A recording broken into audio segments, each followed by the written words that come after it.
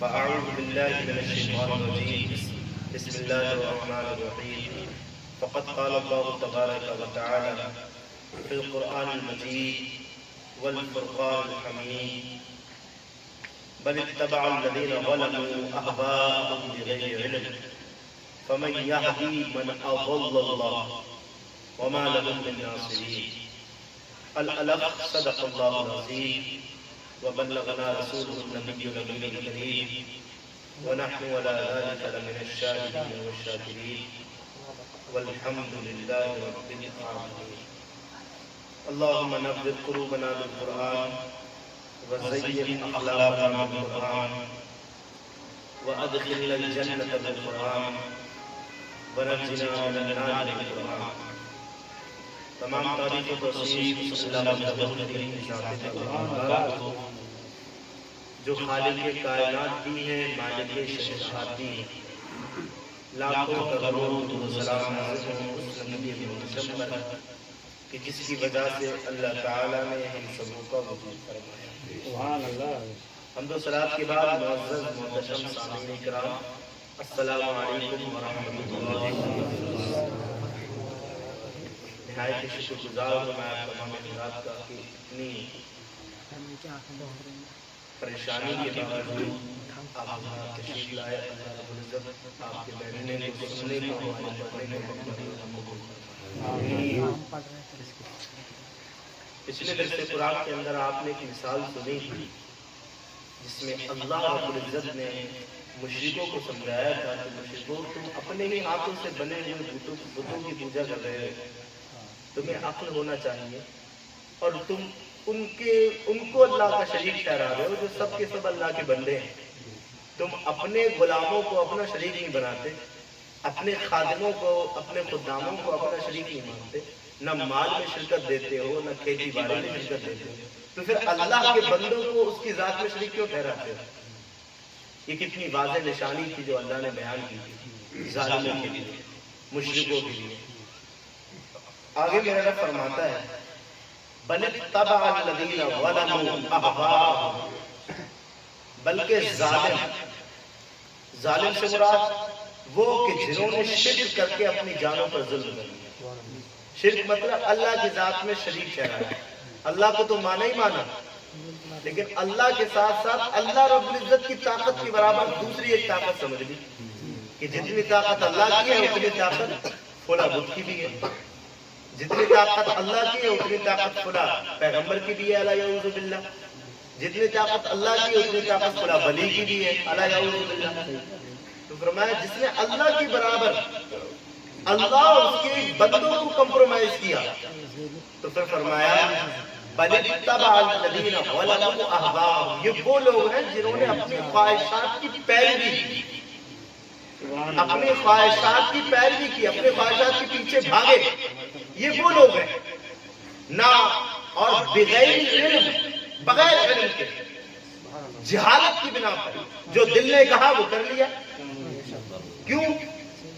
اس لیے کہ اگر مسلمان بنیں گے، دل نے کہا، نفس نے کہا، خواہش نے کہا اگر مسلمان بنو گے تو نماز پڑھنا ہوگی، اگر مسلمان بنو گے تو پھر 1 مہینہ روزہ رکھنا ہوگا، اگر مسلمان بنو گے تو پھر آپ کو 1 سال میں 1 مرتبہ اپنے پیسے سے کچھ نکالنا بھی ہوگا، اگر مسلمان بنو گے تو نظروں کی حفاظت کرنا ہوگی، اگر مسلمان بنو گے تو چہروں پہ داڑیاں سجانا ہوں گی، اگر مسلمان بنو گے تو جھوٹ، غیبت، دغا بازی، ظلم، جہل سب سے بچنا ہوگا. تو پھر ایسا کرو، ایسے کو معبود بنا لو کہ جسے خود ہاتھوں سے بناؤ وہ کچھ کہہ ہی نہیں سکتا، جو لوگ کوئی قید نہیں، کوئی قید نہیں، اپنی مرضی کی کرو. ہمارا بت نہ ہمیں سمجھا سکتا ہے نہ رولز بتا سکتا ہے اپنے مذہب کے، وہ تو ہم نے بنایا ہوا ہے، وہ کھڑا ہوا ہے. بس ہمیں صرف کیا کرنا ہے، اس کے سامنے کبھی ہفتے میں، کبھی دن میں، کبھی سال میں بس جا کر کے پیشانی رگڑنا اور سامنے ہاتھ جوڑ کے کھڑے ہونا ہے. لیکن اگر ہم نے مذہب اسلام اپنایا تو پھر ہمیں رولز فالو کرنا ہوں گے، ہمیں دائرے کے اندر رہنا ہوگا، ہمیں حد کے اندر رہنا ہوگا. اس لیے ایسا کرو کہ وہ جو سچا دین ہے اسے چھوڑو، اپنی خواہشات کی پیروی کی، اپنی خواہشوں کو اپنا معبود بنا لیا اور بغیر علم کے جہالت کی بنا پر اگر علم کی طرف جاتے تو وہ جان لیں گے کہ جن کی وہ پوجا کر رہے ہیں وہ ہرگز عبادت کے لائق نہیں ہے.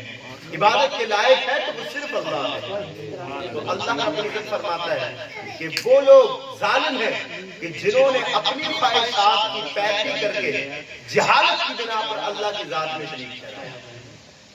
اب اس آیت کریمہ سے یہ اگرچہ آیت کریمہ کا مصداق کفار ہے، مشرکین ہیں، جنہوں نے اپنی جانوں کو خواہشات کے پیچھے ڈال دیا، جنہوں نے اپنی عقل کو غلام بنا دیا خواہشات کا.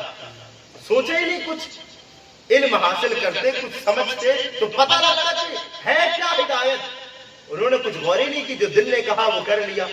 تو فرمایا یہ صفت رب تعالیٰ نے تمہارے میرے رب نے قرآن میں مشرکوں کی بیان کی ہے کہ مشرکین ایسے ہوتے ہیں جو اپنی خواہشات کے پیچھے پڑتے ہیں، مشرکین ہوتے ہیں جو اپنی منمانی کرتے ہیں.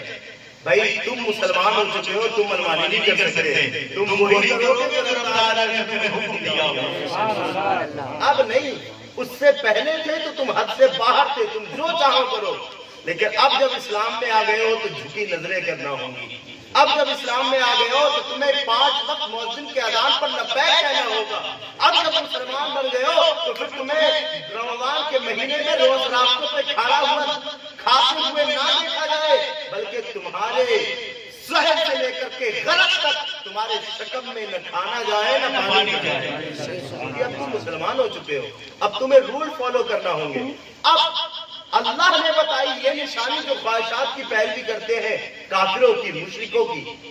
لیکن افسوس کے ساتھ آج یہ کہنا پڑ رہا ہے کہ ہماری قوم ہماری قوم کہتی ہے جو لا الہ الا اللہ محمد رسول اللہ صلی اللہ علیہ وسلم کے نعرے لگاتی ہے، جو حضور غوث اعظم کو بھی مانتی ہے، حضور خواجہ غریب نواز کو بھی مانتی ہے، جو زہد و تقا کے مالک کو بھی مانتی ہے، جو رشد و عطا کے تاجدار کو بھی مانتی ہے، لیکن اس کے ساتھ ساتھ اپنے مذہب مختار کو چھوڑ کر کے اپنے خواہشات کی پیروی کرتی ہے.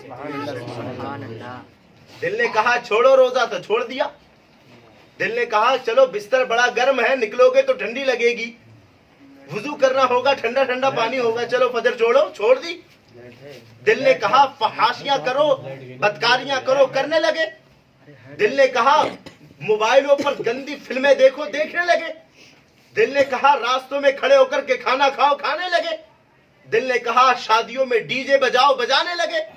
دل نے کہا اپنی شادی میں بینڈ باجا لے کر کے آؤ، لے کے آ گئے. مسلمان وہ نہیں ہوتا جو اپنے خواہشوں کو اپنا آقا بنا لیتا ہے. مسلمان وہ ہوتا ہے ان سب کو کچل کر کے کہتا ہے میرے آقا، میرے ماں، میرے مولا محمد ہے. میں تو ان کی بات مانوں گا، میں تو انہیں آقا کہوں گا، میں تو انہیں ماں کہوں گا. جو ان کا حکم ہوگا ان کے حکم پر چلوں گا، ان کے حکم کے اپوزٹ میں کسی کام کو نہیں کروں گا. تو اگر کوئی اپنی منمانی کرے تو پھر سمجھ لیں کہ ہمارے اندر یہ صفت مسلمانوں والی تو نہیں. FM mode.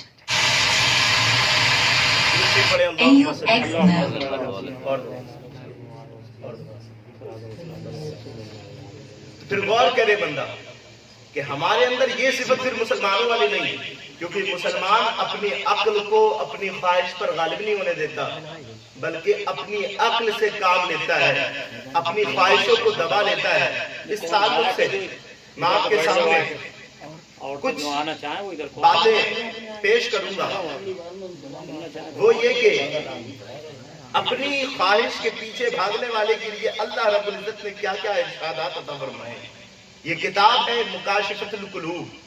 علامہ غزالی بڑے تصوف کے امام گزرے ہیں، انہوں نے یہ کتاب لکھی ہے اور بیان فرمایا. اللہ رب العزت کی ایک آیت ذکر کرتے ہیں. اللہ فرماتا ہے وَلَا تَتَّبِعْ أَهْوَاءَهُمْ، اپنی خواہشات کی اتباع مت کرو. یہ تمہارے میرے رب کا حکم ہے. اپنی خواہشات کے پیچھے مت بھاگو. اور یہ جو ارشاد ربانی ہے کہ خواہشات کی پیروی نہ کرے، یہ کیوں ہے؟ اس کی تفسیر میں امام غزالی لکھتے ہیں وہ اس لیے کہ یہ تجھے اللہ کے راستے سے بھٹکا دینے والی ہے. تو اپنی خواہشات کی پیروی کرے گا، جو دل میں آیا وہ کرے گا، تو پھر سمجھ لے تو اللہ کے رولز کو فالو نہیں کر سکتا، اللہ کے قوانین کو نہیں بجا لا سکتا. تجھے اگر اللہ رب العزت کو ہونا ہے تو اپنی خواہشات کو کچلنا ہوگا. یہاں تک کہ میرے تیرے نبی نے ہم سبوں کو یہ پیغام دیا. میرے نبی کریم صلی اللہ علیہ وسلم جب بھی اپنے رب کی جانب ہاتھ اٹھاتے تھے تو کبھی کبھی اس طرح دعا کرتے تھے, کہتے تھے اللہم انی اعوذ بک من هوى مطاع وشح متبع. میرے تیرے نبی کہتے تھے اے اللہ میں تجھ سے پناہ مانگتا ہوں اس خواہش سے جس کی اطاعت کی جاتی ہے, اس خواہش سے کہ جو خواہش کہے اسے مانا جاتا ہے. میں تیری پناہ مانگتا ہوں ایسی خواہش سے. اور آگے فرمایا اس بخل سے, اس کنجوسی سے رب میں تیری پناہ مانگتا ہوں کہ جس کی فرما برداری کی جاتی ہے, جسے مانا جاتا ہے. کنجوسی نے کہا کہ اب زکات نہیں دینی کیونکہ 5,000 کا بل بیٹھ رہا ہے, زکات نہیں نکالنی کیونکہ اب 10 لاکھ پہ 10,000 بیٹھ رہے ہیں, تو پھر ایسا کرو زکات نکالنا بند کر دو. کیوں؟ کیونکہ من کہہ رہا ہے, خواہش کہہ رہی ہے. تو اللہ کے رسول فرماتے ہیں میں ایسے بخل سے بھی پناہ چاہتا ہوں کہ جو بخل کی پیروی کی جاتی ہے. حالانکہ میرے تیرے نبی کو پناہ مانگنے کی ضرورت نہیں تھی. میرے نبی صلی اللہ علیہ وسلم اپنی خواہش پر قابو کرنے والے تھے. وہ تو آئے تھے ہدایت بانٹنے کے لیے. ان کی خواہش انہیں کیسے مغلوب کر سکتی تھی؟ بخل ان پر کیسے غالب آ سکتا تھا جن کے خزانے غیب سے ہمیشہ ہمیشہ نور بڑھتا رہا, جن کے دربار سے اتنا ملا تھا, لوگوں کو اتنا ملا تھا کہ جو ایک بار دے دیتا تھا, جو ایک بار لے لیتا تھا, دوبارہ اسے کبھی لینے کی عادت نہیں ہوتی. شاعر نے کہا نہیں, جب ان کے گدا, ارے ان کی تو بڑی دربار ہے, ان کا تو بڑا مقام ہے, ان کی تو بڑی سرکار ہے, ان کے گدا اتنا دے دیتے ہیں کہ جس کو نواز کیا کرتے ہیں زندگی بھر اسے کسی سے لینے کی ضرورت نہیں ہے. حضرت نے نہیں فرمایا پھر کے گلی گلی تباہ, ٹھوکریں سب کی کھائے کیوں, پھر کے گلی گلی تباہ, ارے ٹھوکریں سب کی کھائے کیوں, دل کو جو عقل دے خدا تیری گلی لے جائے.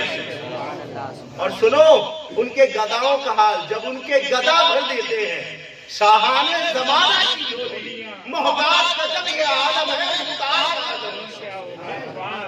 میرے نبی کو کیا ضرورت تھی پناہ مانگنے کی بخل سے؟ میرے نبی کو کیا ضرورت تھی خواہشات کی پناہ مانگنے کی؟ میرے نبی تو ان سبوں کو کچل چکے تھے, لیکن بتانا یہ مقصود تھا اے میرے امتیوں جس طرح میں پناہ مانگ رہا ہوں اس طرح رب سے پناہ مانگ کر تم اپنی خواہشات کو کچل دو, اس لیے کہ یہ خواہشات ہی ہے جو تمہیں اللہ کے راستے سے بھٹکا دیں گی. تو صاحب اس پر غور کریں, اپنے رب کی اطاعت کریں اور اپنے خواہشات کو کچل ڈالیں. آپ نبی کریم صلی اللہ علیہ وسلم نے ارشاد فرمایا 3 باتیں انسان کے لیے مہلک ہیں, اسے ہلاک کر دیتی ہیں, کہیں کا نہیں چھوڑتی, نہ دنیا کا نہ آخرت کا, اسے ہلاک کر دیتی ہیں, برباد کر دیتی ہیں. وہ 3 عادتیں. پہلی, حضور فرماتے ہیں اطاعت کردہ خواہش, ایسی خواہش کہ جس کی اطاعت کی جائے, جو دل میں آیا وہ کیا جائے. حضور فرماتے ہیں یہ ایسا کام ہے جو اسے نہ دنیا کا چھوڑتا ہے نہ آخرت سے چھوڑتا ہے. آپ نے نہیں دیکھا کہ جو اب آپ منمانی کر لیتے ہیں بعد میں نقصان اٹھاتے ہیں؟ آپ ایسا ہوتا ہے کہ نہیں ہوتا ہے کہ دل میں جو آیا کر لیا پھر نقصان اٹھایا؟ تو فرمایا میرے نبی نے یہ پہلے ہی بتا دیا کہ جو اپنی خواہش کی پیروی کرتا ہے وہ دنیا کے اعتبار سے اپنے آپ کو ذلیل کرتا ہے اور آخرت میں کوئی حصہ نہیں پاتا. یہ پہلی بات ارشاد فرمائی. اور آگے فرمایا دوسری وہ بخل جس کی اتباع کی جائے, جسے مانا جائے.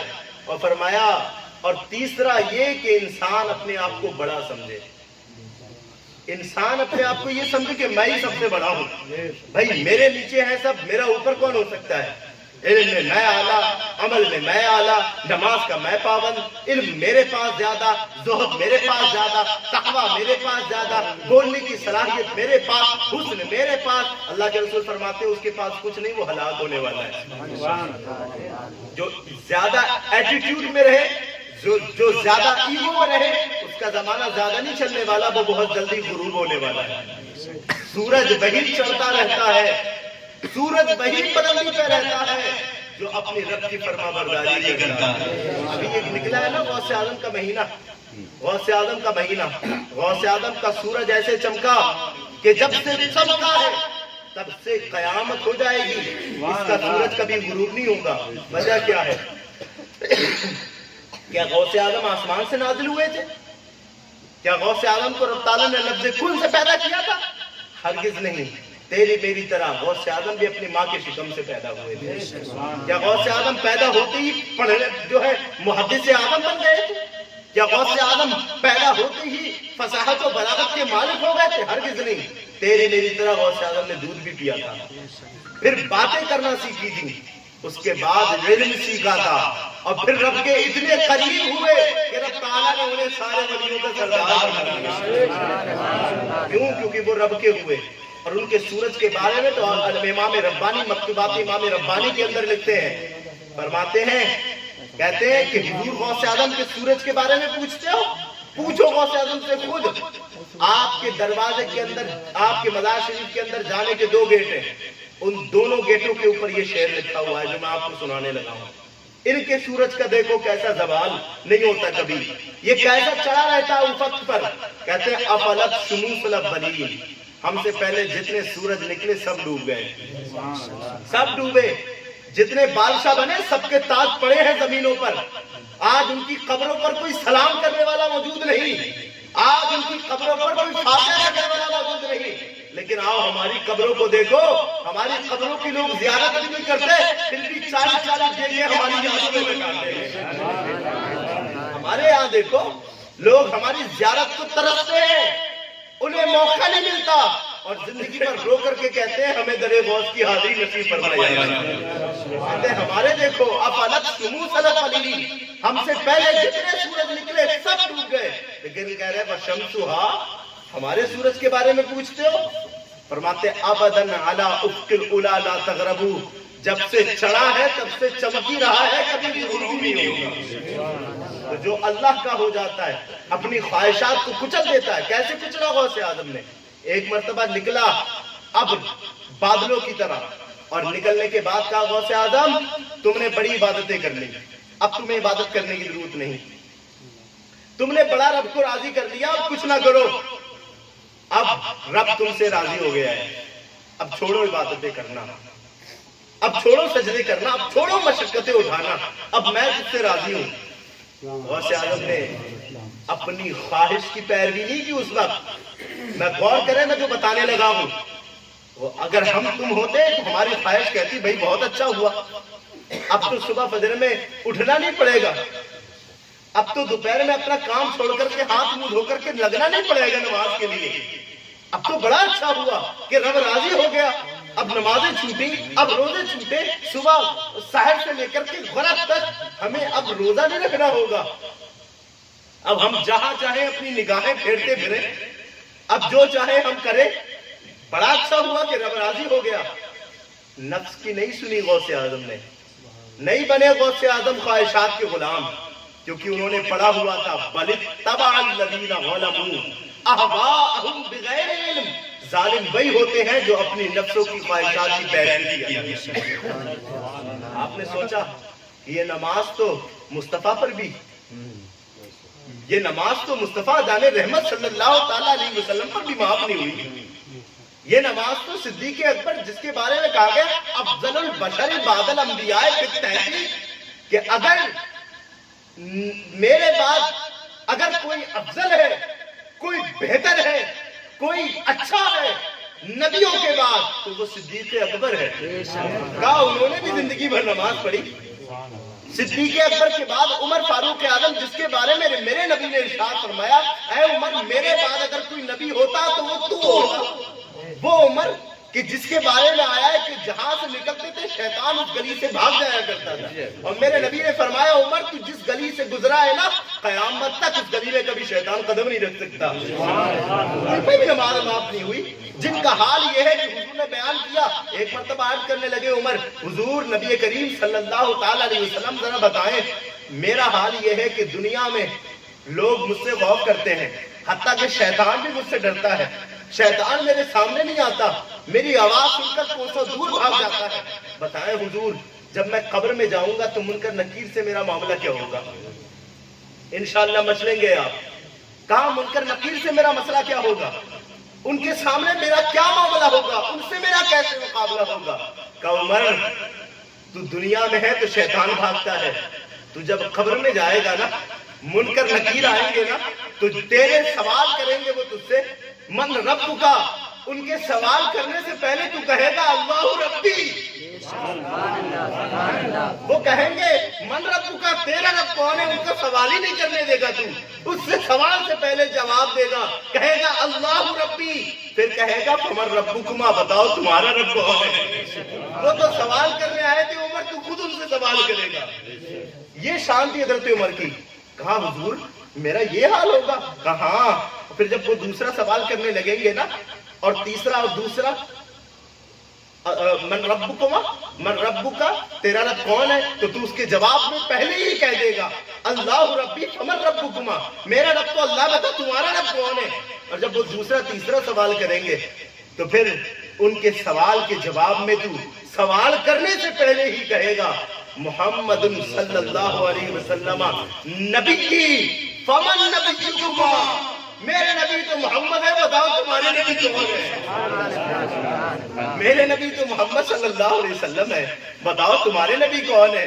میرا دین تو اسلام ہے, دین ہی الاسلام, میرا دین اسلام ہے, فمن دینکما, بتاؤ تمہارا دین کون ہے. اللہ اکبر. تو منکر نکیر جن سے اچھے اچھے لوگ, جن کا چہرہ دیکھ کر کے وحشت طاری ہو جائے, ان کے چہرے اتنے بھیانک, آنکھیں اتنی بڑی کہ آنکھوں سے آگ نکلتی ہوگی, ان کے بھیانک صورت کو دیکھ کر کے اچھے اچھوں کے پسینے چڑھ جائے, عمر کا یہ حال ہوگا کہ عمر جواب نہیں, ان سے سوال کرے گا. تو پھر جب منکر نکیر دیکھیں گے کہ مجھ سے تو آج تک سب ڈر رہے تھے, آج تک سب ڈرے, لیکن یہ کون سا بندہ ہے. رب کی بارگاہ میں عرض کریں گے مولا ارسلت الینا ام ارسلت الینا, میرے رب ہمیں ان کی طرف بھیجا گیا ہے یا ان کو ہماری طرف بھیجا گیا ہے. اللہ اکبر.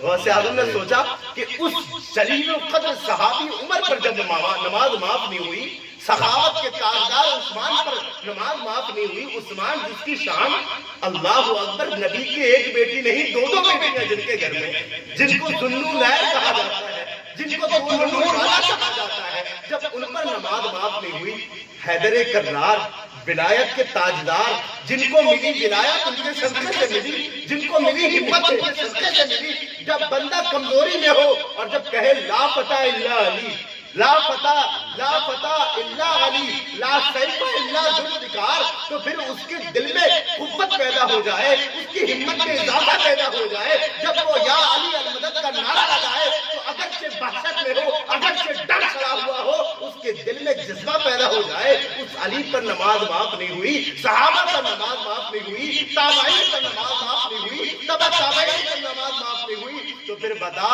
اے فاطمہ کے بیٹے, اے فاطمہ اوسط کے بیٹے, ذرا بتا تجھ پر نماز معاف کیسے ہو سکتی ہے. اس آپ نے خواہشات کی پیروی نہ کی, بلکہ اس بات سے مخاطب ہو کر کے کہا کہ جب سب پر نماز معاف نہیں ہوئی تو مجھ پر بھی نہیں ہو سکتی. تو شیطان ہے, تو رب ہرگز نہیں ہو سکتا, کیونکہ رب کبھی اپنی عبادت سے منع نہیں کرتا. صاحبو, پھر شیطان نے دوسری چال چلی, لیکن کیا پتا تھا کہ یہ تو اپنی خواہشات کو اپنے قدموں کے نیچے دبا چکے ہیں. ان کے قدموں کا تو حال یہ ہے کہ ان کے قدم اولیاء کے ممبر بنے ہوئے ہیں, جن کی ممبر بنی گردنیں اولیاء, اس قدم کی کرامت پہ لاکھوں سلام. اسے کیا پتا تھا. اس نے پھر آپ کو برگلانا چاہا کہ شاید خواہشات کی پیروی کر لیں. کہا عبد القادر تجھے تیرے علم نے بچایا, تو بہت بڑا عالم ہے نا, اس لیے تجھے تیرے علم نے بچا لیا, میں تجھ پر غالب نہ ہو سکا. آپ نے پھر سوچا کہ اگر میں یہ کہوں کہ میرے علم نے مجھے بچایا تو میں اپنی خواہشات کی پیروی کرنے والا ہوں. کہا ظالم, تو مجھے اب بھی برگلانا چاہتا ہے, میرے علم میں نہیں کہ مجھے میرے رب کے فضل سے بچایا ہے. یہ تھے غوث اعظم. آج ان کے نعرہ لگانے والے بھی تو کچھ ان کے رول کو فالو کرے. آج بریانی کی دیگیں پکانے والے بھی تو ان کے رول کو فالو کرے. جہاں تیرے میرے غوث نے یہ فرمایا کہ جو میرا نام لے جو میرا نام لے. ایک مرتبہ غوث پاک رضی اللہ تعالیٰ عنہ بیٹھے ہوئے تھے, دعا کر رہے تھے, خاموشی کے ساتھ رب کی جانب سے ندا آئی, اے عبد القادر کیا چاہتے ہو؟ حضور غوث اعظم نے کہا میرے رب تو بہتر جانتا ہے. پھر خاموش ہو گئے. پھر ندا آئی, اے عبد القادر کیا چاہتے ہو؟ کہا میرے رب تو بہتر جانتا ہے. پھر خاموش ہو گئے. پھر تیسری بار ندا آئی, عبد القادر جو تم چاہتے ہو میں جانتا ہوں. تم یہ چاہتے ہو کہ میرا نام لینے والا کبھی دوزخ نہ جائے. سن لو عبد القادر, جو تمہارا نام لے گا, جو تمہارے سلسلے میں داخل ہوگا, جو تمہارا قیامت تک مرید ہوگا, میں کبھی اسے موت نہیں دوں گا جب تک کہ وہ توبہ نہ کر لے گا. جب تک کہ وہ توبہ نہیں کر لے گا. اتنی بڑی شان تھی, لیکن شان ہونے کے باوجود آپ نے کبھی اپنی خواہشات کی پیروی نہیں کی. ارے اتنے بڑے پاورفل تھے غوث اعظم. جب بات چھڑ ہی گئی ہے تو سنو, حضور غوث اعظم کے پاس ایک عورت آئی, کہا حضور میری کافی ساری بچیاں, اور بچیوں کے ہونے پر میرا شوہر مجھے ترچھی نگاہ سے دیکھتا ہے, مجھے پیار کی محبت کی نگاہ سے نہیں دیکھتا, چونکہ میری کافی ساری بچیاں ہیں, میرا شوہر بھی اکیلے کمانے والا ہے. حضور کرم کریں, اس بار میں حمل سے ہوں, اس بار میرے شکم میں بچی کی جو ہے پرورش ہو رہی ہے. حضور مجھ پر کرم کریں, اس بار میرا بچہ ہو جائے تاکہ میرے شوہر کی نگاہیں میری طرف محبت کی ہو جائے. اب سنو, غوث اعظم نے فرمایا جا, اب جو تیرا بچہ ہوگا وہ کبھی بچی نہیں ہوگی, اب سب کے سب بچے ہوں گے. اب بھی جو حمل میں ہوگا وہ بچہ ہی ہوگا. وہ چلی گئی, بڑی خوش تھی. جب وقت آیا تو پھر دیکھا کہ بچی پیدا ہوئی. شورا مچنے لگا. ہوا تو یہ تھا, بغداد کے غوث اعظم نے کہا تھا کہ بچہ پیدا ہوگا, ولیوں کے تاجدار نے کہا تھا کہ بچہ پیدا ہوگا, اماموں کے امام نے کہا تھا کہ بچہ پیدا ہوگا, لیکن یہ بچی پیدا ہو گئی.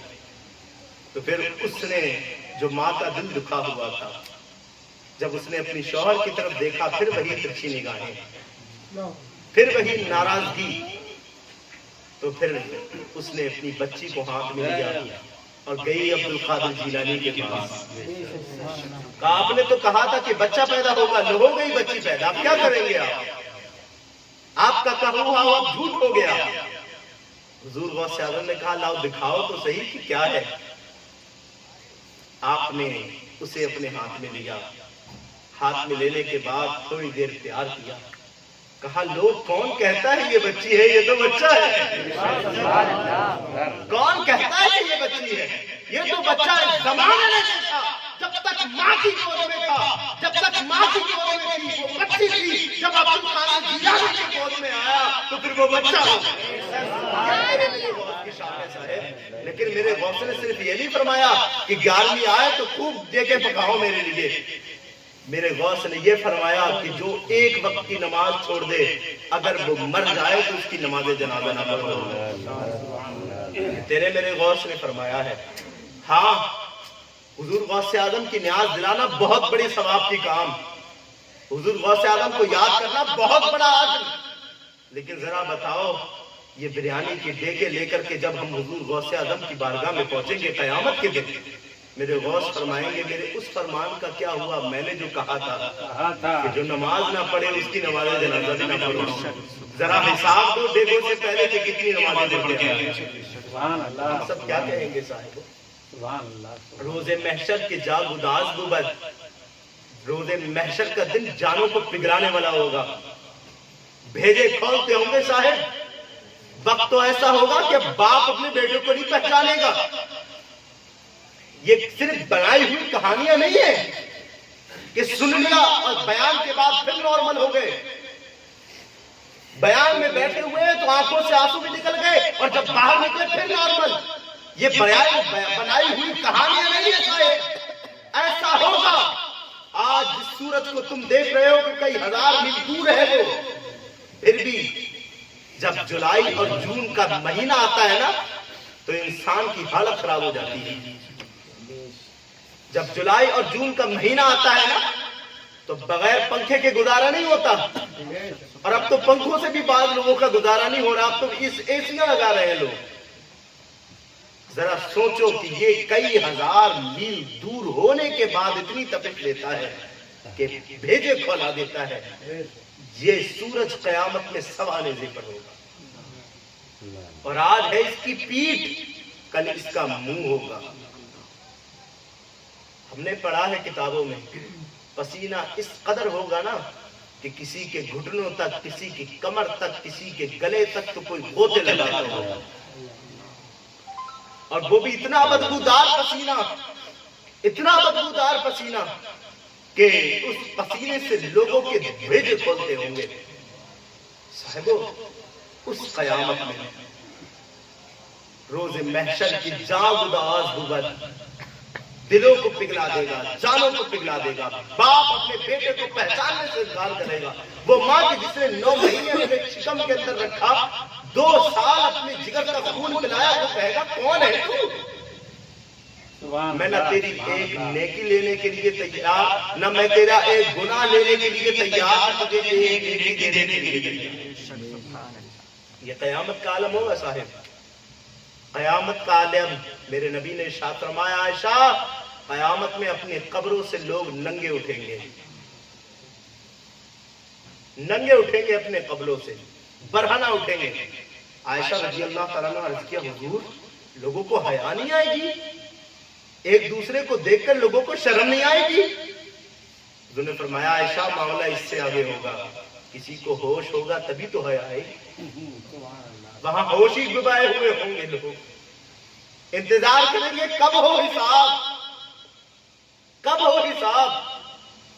اور اس وقت میں تیرا میرا رب اپنے سامنے سے ہلنے نہیں دے گا جب تک 5 سوال نہیں کرے گا. ان عمری فیما افنا ہو, ہم نے عمر دی تھی کہاں گزاری, رہا حساب دو, کہاں کہاں گزاری. جوانے میں کیا کیا, بڑھاپے میں کیا کیا, بچپنے میں کیا کیا, ایک ایک لمحے کا حساب دو. ان شباب بھی فیما بلاہو, ہم نے جوانی بھی دی تھی. اور جوانی انسان کی وہ کیفیت ہوتی ہے کہ جس میں وہ بھرپور طاقتور ہوتا ہے, عقل کے لحاظ سے بھی,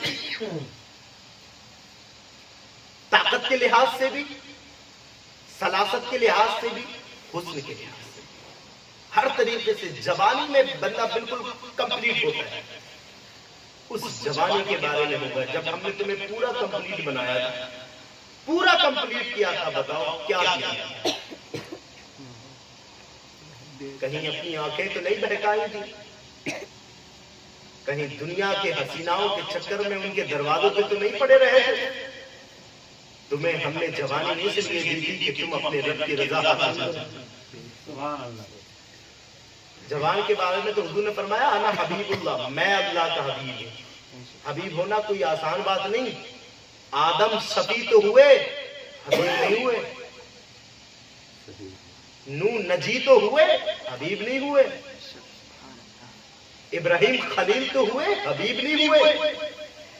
اسماعیل ذبی تو ہوئے, حبیب نہیں ہوئے. عیسیٰ روح اللہ ہوئے, حبیب نہیں ہوئے. یہ حبیب کون ہوئے؟ محمد رسول اللہ. یہ بہت بڑا عہدہ ہے بھائی. لیکن میرے نبی نے فرمایا, انا حبیب اللہ, میں اللہ کا حبیب. آگے سنو, نہ مچل جاؤ تو کہہ دینا. میرے حضور نے فرمایا, الشاب التائب حبیب اللہ, اور جو جوان جوانی میں توبہ کر لے وہ بھی اللہ کا حبیب ہے. تو تمہیں جوانی تو اپنے رب کو راضی کرنے کے لیے دی گئی. یہ جو طاقت دی تھی وہ دوسروں پر زور جمانے کے لیے نہیں, وہ گالی گلوچ کرنے کے لیے نہیں, وہ دوسروں پر اپنا روب جمانے کے لیے نہیں, بلکہ راتوں میں اٹھ کر کے تہجد پڑھنے کے لیے دی. بتاؤ کیا کیا جوانی میں؟ ان مالی ہی فیما فنا ہو, ہم نے مال بھی دیا تھا, بتاؤ کس طرح کمایا؟ دوسروں کی زمینیں غصب کر کے تو نہیں کمایا، دوسروں کے مال ہڑپ کے تو نہیں کمایا، کہیں ایک ہاتھ سے انصاف دوسرے ہاتھ سے رشوت تو نہیں لی؟ کیسے کمایا یہ؟ کھانے سے پہلے حرام و حلال کا تمیز کی کہ نہیں؟ تمہارا میرا رب پوچھے گا یہ. اور ایک دوسری حدیث میں آتا ہے میرا رب اس طرح سوال کرے گا کہ بندوں کو ان کے پنجوں کے بل کھڑا کرے گا. پورے پیروں پر نہیں، پنجوں کی انگلیوں کے بل کھڑا کرے گا اور ایک ایک چیز کا سوال کرے گا. اس سوال میں سب سے پہلا سوال ہوگا روز محشر کے جان گداز بوبت اولین پرشتے محمد. روز محشر جان کو پگلانے والا ہوگا اور تجھ سے مجھ سے جو سب سے پہلا سوال ہوگا وہ نماز.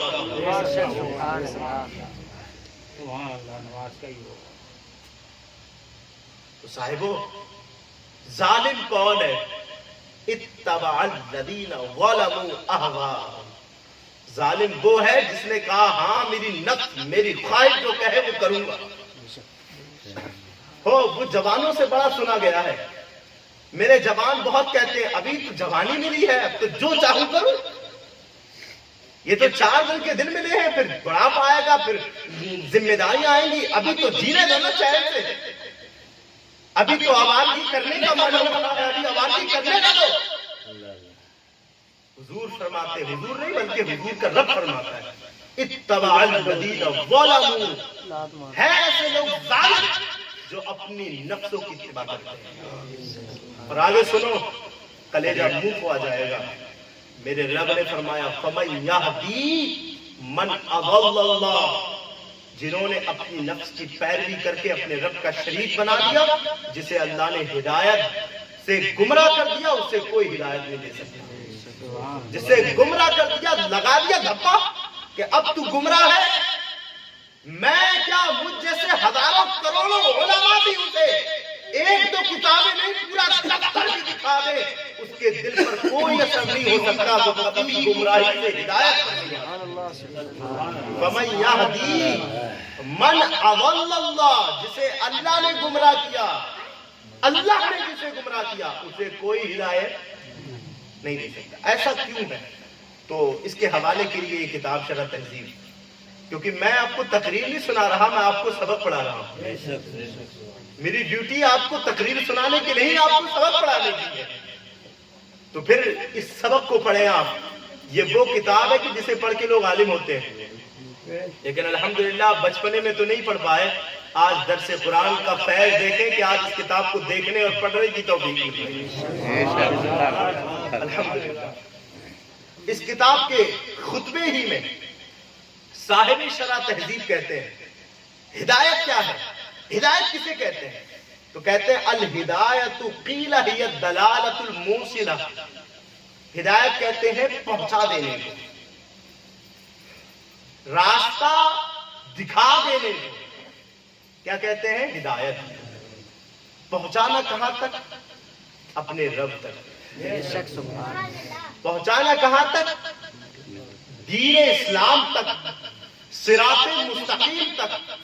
تو کہتے ہیں یہ ہدایت جو ہوتی ہے وہ 2 طرح کی ہوتی ہے. ایک الایصال الی المطلوب، ایک ہدایت ایسی جو مطلوب تک ہی پہنچا دے، اور دوسری ہدایت وقیل ہی اراۃ الطریق، اور دوسری ہدایت کے راستہ دکھا دے. فار ایگزامپل سمجھنے کے طور پر دیکھیں بلا تشبیہ و تمثیل. مجھ سے عمران بھائی نے پوچھا آ کر کے فیضان بھائی یہ بتائیں کہ روڈ تک جانے کا راستہ کیسا ہے. میں کہوں عمران بھائی آپ یہاں سے سیدھا جائیں پھر ادھر کو مڑے پھر ادھر کو مڑے اور اس کے بعد جو سیدھا راستہ پڑے گا وہاں پر آپ کو روڈ دکھے گا. یہ میں نے کیا کیا؟ راستہ دکھایا کہ نہیں؟ راستہ بتایا کہ نہیں؟ لیکن میں نے صرف راستہ دکھایا ہے. اب یہ عمران بھائی جس راستے کی پیروی کریں گے تو وہ مطلوب تک، ان کا مطلب کیا ہے؟ روڈ تک پہنچنا. پہنچ جائیں گے. اگر بیچ میں کسی برگلانے والے کے برگلانے سے بیٹھ جائیں گے تو راستے سے بات سمجھ میں آ رہی ہے کہ اسے کہتے ہیں اراءۃ الطریق. یعنی راستہ دکھانا. اور دوسری بات بلا تشبیہ و تمثیل، عمران بھائی آئے کہا روڈ کا راستہ بتائیں، میں کہتا ہوں چلو بیٹھے گاڑی پر، میں روڈ تک پہنچا گیا. یہ ہے ایصال الی المطلوب. بندہ جہاں تک پہنچنا چاہتا ہے وہاں ہاتھ پکڑ کے پہنچا دینا. کہا ایصال الی المطلوب جو ہے یہ صرف رب کا کام ہے. ہدایت تک پہنچانا یہ صرف رب کا کام ہے، اور ہدایت دکھانا یہ انبیاء، اولیاء، اصفیاء، اتقیاء. تو پھر جسے رب ہی نہ دکھانا چاہے ہدایت، جسے رب ہی ہدایت سے گمراہ کر دے، جو پہنچانے والا ہے مطلوب تک وہ ہی نہ دکھانا چاہے، تو پھر کون ہے جو اسے ہدایت دکھا سکتا ہے؟ تو پھر فرمایا میرے رب نے، اب بات سمجھ میں آئے گی آپ کی. فَمَن يَهْدِي مَنْ أَضَلَّ اللَّهُ، اسے کون ہدایت دے سکتا ہے جسے ہم نے گمراہ کیا. ہم جسے گمراہ کریں اسے کوئی ہدایت. اور گمراہ ورد کسے کرتا ہے؟ پیچھے کے آیت سے پتہ چلتا ہے گمراہ اسے کرتا ہے جو شخص اپنی نفس کی پیروی کرتا ہے. جو شخص اپنی نفس کی پیروی کرتا ہے رب تعالیٰ اسے گمراہ کرتا ہے. میرے نبی کریم صلی اللہ علیہ وسلم نے ارشاد فرمایا کہ 3 چیزیں انسان کو ہلاک کرنے والی ہیں. پہلی، اطاعت کرنے والی، فرما برداری کرنے والی خواہش.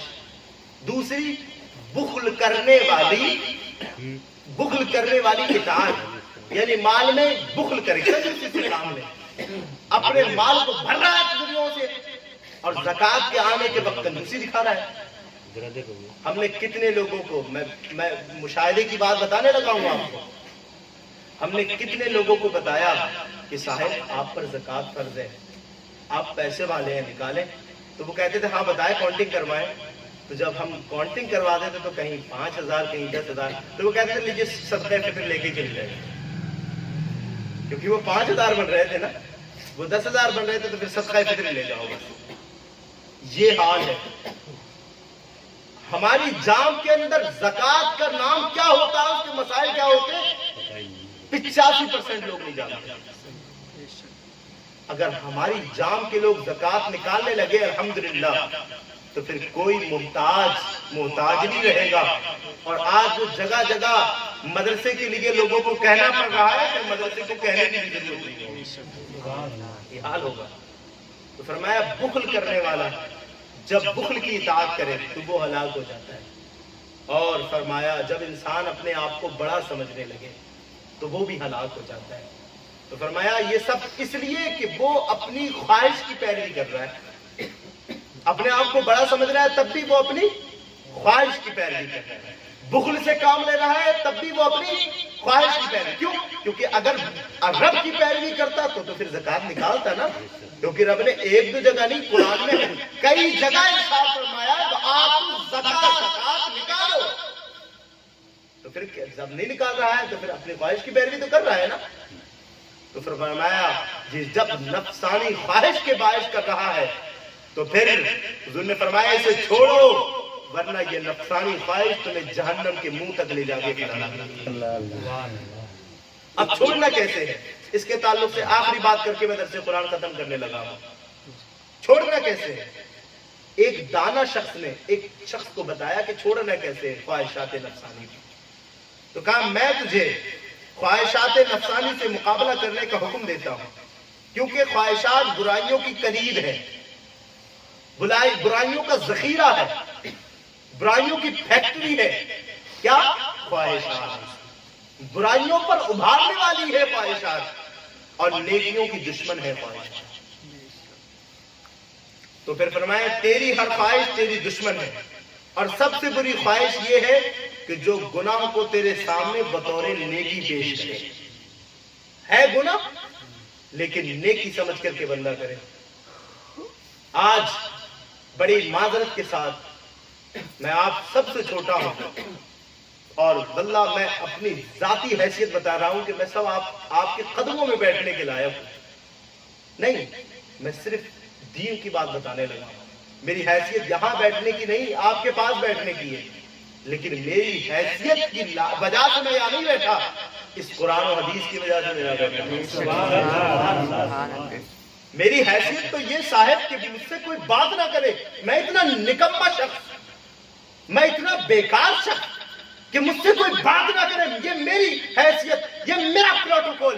لیکن آج جو لوگ مجھ سے سلام کرتے ہیں اور آپ سب کا ہجوم جو میرے پاس موجود ہے وہ میری وجہ سے نہیں، اس قرآن کی وجہ سے۔ لیکن سنیں آپ، افسوس کے ساتھ، معذرت کے ساتھ، آج جو محرم شریف میں جو معاملہ کیا گیا ڈھول تاشر کے ساتھ، میں اسے بھلا نہیں پا رہا۔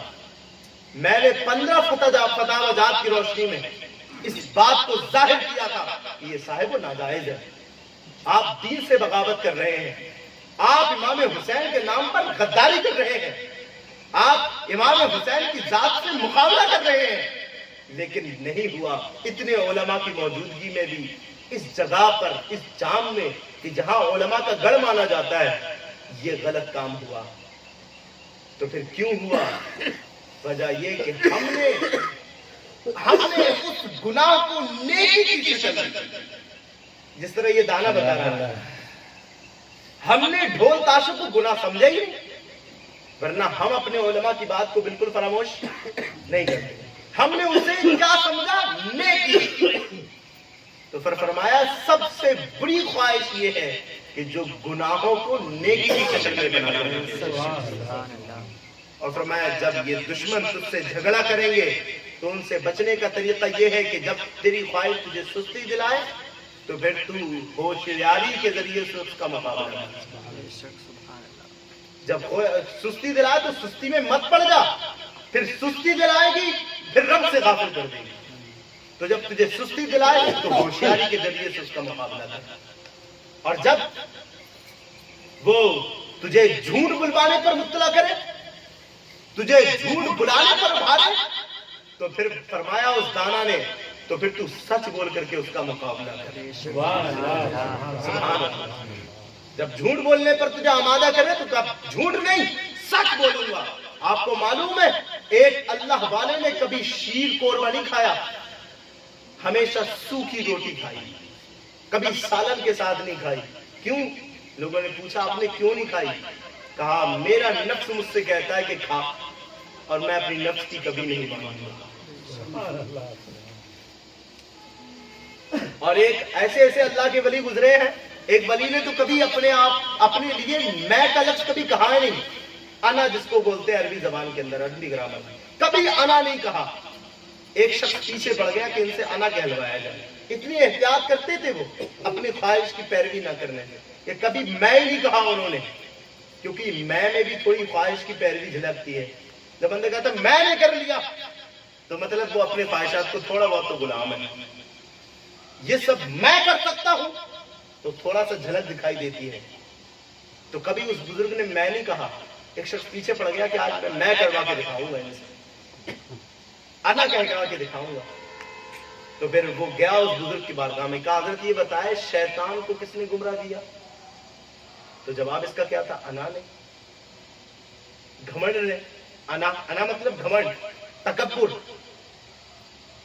تو پھر حضرت نے کہا ٹھیک ہے تم ابھی جاؤ نماز پڑھو، نماز کی بات بتاتا ہوں۔ آپ نے کوئی جواب نہیں دیا، نماز میں شرکت کی، آپ نے نماز پڑھائی۔ پھر اس کے بعد نماز پڑھانے کے بعد آپ نے کہا کس شخص نے سوال کیا تھا شیطان کے متعلق؟ اس نے کہا میں نے۔ کہا اسی نے شیطان کو گمراہ کیا۔ کہا میں نے، کہا اسی نے کیا ہے، اپنی زبان سے نہیں کہا۔ اتنی احتیاط کرتے تھے اللہ والے، کیوں؟ کیونکہ حضور نبی کریم صلی اللہ علیہ وسلم نے ارشاد فرمایا یہ خواہشات کی پیروی ہے جو تجھے جہنم کے منہ تک لے جاتی ہے۔ فرمایا میرے رب نے جو خواہشات کی پیروی کرے اور اللہ کی ذات میں شریک ٹھہرا لے، فَمَن يَهْدِي مَنْ أَضَلَّ اللَّهُ، جسے ہم نے گمراہ کر دیا اسے کوئی ہدایت نہیں دے سکتا۔ اور آخری آیت وَمَا لَهُم مِّن نَاصِرِينَ، اور پھر اس کا کوئی مددگار بھی نہیں ہو سکتا۔ کیسے؟ صاحب جلالین فرماتے مانعین من العذاب، کہ اسے جہنم کے عذاب سے کوئی بچا سکے۔ کرو خواہشوں کی پیروی، ہم جلائیں گے تمہیں جہنم میں، اور پھر تمہیں کوئی بچانے والا نہیں ہوگا۔ فرمایا مانعین من العذاب، اس شخص کو کوئی عذاب سے نہیں بچا سکتا جسے رب نے گمراہ کر دیا ہو اس لیے کہ وہ اپنی خواہشات کی پیروی کرتا ہے۔ صاحبو یہ آیت کا مصداق تو کفار تھے کہ انہوں نے اللہ کی ذات میں شریک ٹھہرا کر کے اللہ کی ذات میں شریک ٹھہرایا، اپنی خواہشوں کی پیروی کر کے جہالت کی بنیاد پر۔ لیکن صاحبوں، ہم سبوں کو خواہشات کی پیروی نہیں کرنا، کیونکہ ہم مشرکوں کے غلام نہیں، ہم اپنے رب کے غلام ہیں۔ ہم مشرکوں کے چال ڈھال کو فالو کرنے والے نہیں، ہم تو مصطفیٰ جان رحمت کی چال ڈھال کو فالو کرنے والے ہیں۔ ہم نے بتایا نہیں عہد زندگی میں اندر جو ہم نے پڑھوایا تھا آپ کو، جو ہم نے بنایا ہے، میں نے ذہن دیا میرے آقا، میرے مولا، میرے ماوا محمد ہیں صلی اللہ علیہ وسلم، میں ان کے نام کو جپتا رہوں گا آپ بھی۔ اللہ تعالیٰ اس درس قرآن کو اپنی بارگاہ میں قبول فرمائے، آپ سبوں کے بیٹھنے کو، سننے کو اپنی بارگاہ میں قبول فرمائے، اسے بولنے میں